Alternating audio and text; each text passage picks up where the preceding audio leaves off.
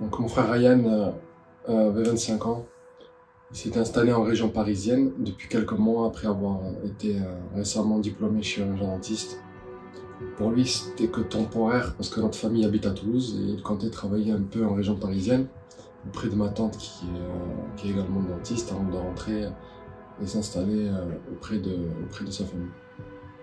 Le 20 mai 2023, après avoir dîné chez ma tante, il est sorti prendre l'air accompagné de ses deux jeunes cousins.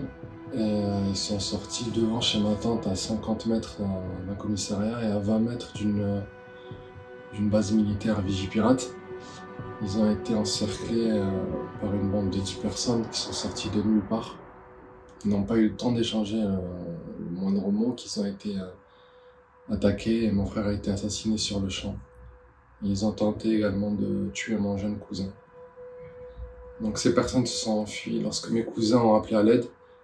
Mon frère est mort au milieu de cette rue, sans aucune raison, sans aucun motif. Il ne connaissait pas ces gens, mes cousins non plus ne les connaissaient pas. Ils l'ont tué lâchement et gratuitement.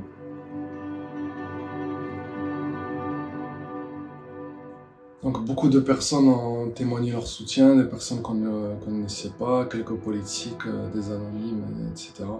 Donc pour faire suite aux déclarations que j'ai pu faire, et pour être tout à fait honnête, en fait, on a reçu un mail de condoléances de la part du Conseil de l'Ordre des dentistes du 93. Donc c'était 5 lignes qui proviennent du Conseil de l'Ordre départemental, donc qui n'a été envoyé seulement qu'après les avoir sollicités plusieurs fois. Nous leur avons demandé d'échanger avec le Conseil de l'Ordre national, de faire une communication dessus, ou au moins qu'ils prennent connaissance de ce qui s'est passé, mais nos demandes sont restées sans réponse. Puis ensuite est venue la fameuse lettre, la lettre de la relance pour régler la cotisation que mon frère a réglée au passage en mars dernier. Et c'est inhumain, c'est inhumain et désolant.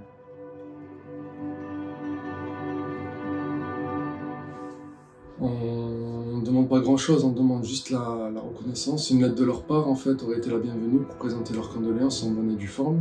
En France, ça marche beaucoup en corporatisme. Quand un professionnel meurt dans des circonstances tragiques, c'est tout le corps de métier qui soutient et qui veille à ce que la famille endeuillée ne manque de rien.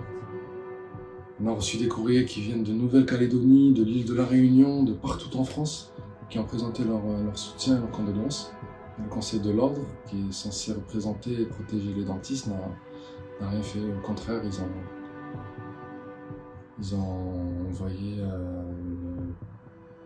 un courrier de relance inutilement.